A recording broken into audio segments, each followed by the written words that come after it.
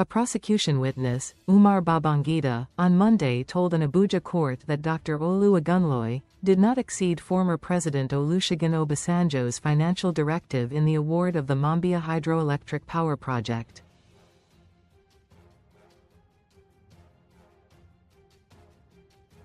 He added that former President Obasanjo directed that no minister was permitted to approve contracts worth more than N25 million without express, written presidential consent.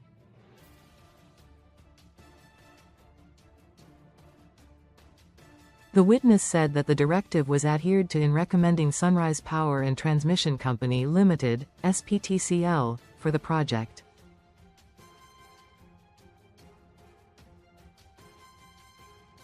The witness, an Assistant Commissioner of Police, ACP, is the third prosecution witness, PW3, in the case. Agunloye, former Minister of Power and Steel, is being prosecuted by EFCC on an amended 7-count charge bordering on disobeying presidential directive, conspiracy, forgery and receiving gratification on alleged $6 billion fraud.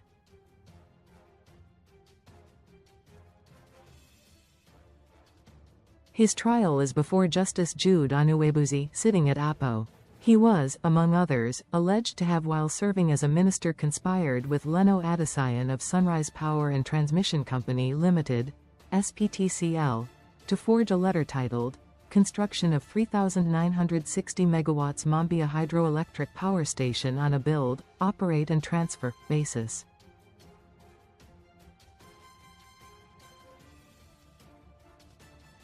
He, however, pleaded not guilty to the charges preferred against him. Being cross-examined by counsel for Agunloye, Adeola Adedipe SAN, Babangida told the court that while SPTCL proposed 35% government participation in the project, Tafag Nigeria Limited proposed 25%.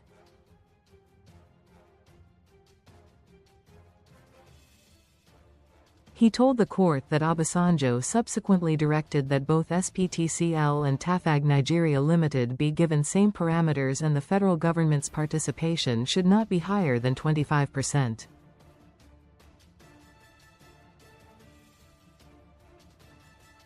According to him, while responding to a letter, dated November 20, 2002, written by Dr Olusegun Agagu, the then President Olusegun Obasanjo wrote, Minister, approved.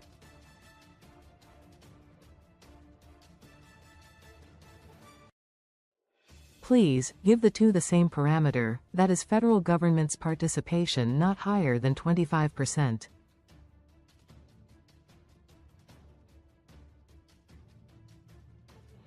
The tariff not higher than prevailing tariff of thermal plant. Asked by Adedipe to confirm to the court if Agunloye exceeded the presidential directive in his recommendation of SPTCL for the Mambilla project, the EFCC witness said, No, my lord.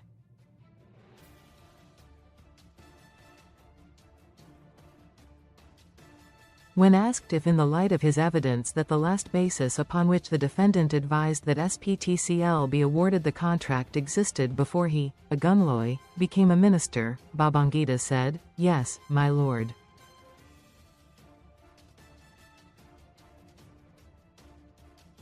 He acknowledged the fact that when Agunloye took a memorandum on the Mambilla project to the Federal Executive Council, FEC, meeting, other members of council supported it.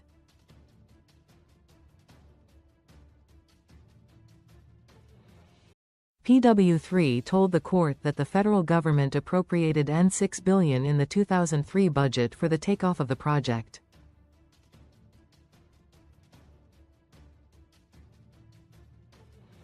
Babangida earlier told the court that he disagreed with the fact that the financial decision of both the Chinese Ministry of Foreign Trade and Economic Cooperation, MOFTEC, and the China Import and Export Bank in the Mambilla Power Project was binding on the Chinese government as there's no record that showed that they are parties to the agreement, MO between Nigeria and North China, Birth China Power Group, or have consented to it.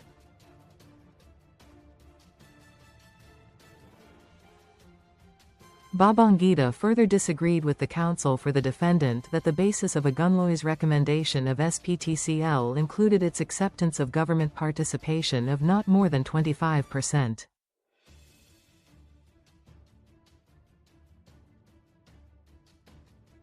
Justice Onwuegbuzie, at this point, adjourned further cross-examination of PW3 until Wed.